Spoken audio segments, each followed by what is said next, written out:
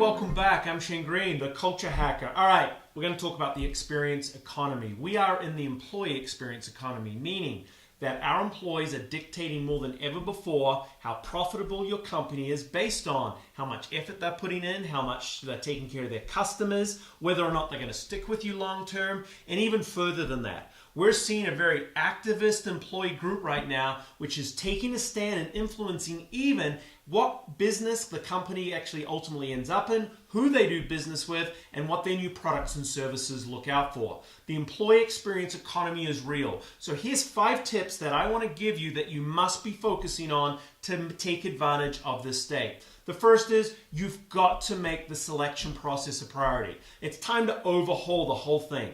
You must get the right people. Not everyone should be working for you. That's okay. But do you have an interview and selection process that ensures you get the best candidates, the best fit, the people that should be working for you rather than those that are just looking for another quick job? It's time to look at how you're selecting and making sure that managers aren't selecting just the people with the most experience or the people that best fit for them.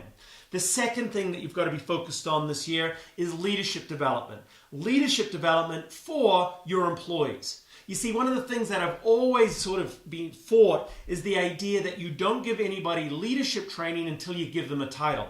Unfortunately, by then it may be too late. You need to start investing in your young, new workers today, making sure that they're getting some of the basics of leadership already out of the way. This will help you promote the right people. Today, we often promote just the best workers. What you have to focus on is focus the people who will become the best leaders, those that work through people, those that get the best out of people, those that inspire others. So start your leadership development early. The third thing you must focus on in this employee experience economy is you got to look at your benefits package. You got to upgrade your benefits. Listen, the modern workforce is looking for balance. They're looking for flexibility. They're looking for a lot of different things, but the key is there is no one size fits all. You have to go back and create almost a menu of items that allows your employees to choose what's best for them. So think about your benefits package. Go to your employees and start that conversation of what they need and what they want to get the most out of them. The fourth thing, companies, managers, you have to listen to your employees. As I indicated, our new generation of workers are an activist group, which means they are going to talk, tell you, and really make a stand on certain issues. They expect you to listen. This has long been a challenge for many managers, and I would challenge that we must continue to evolve this idea that you cannot multitask. Too many times you see managers saying that they're listening, but they may be in their computer, on their phones, or doing something else. So focus on the managers respecting their employees by listening.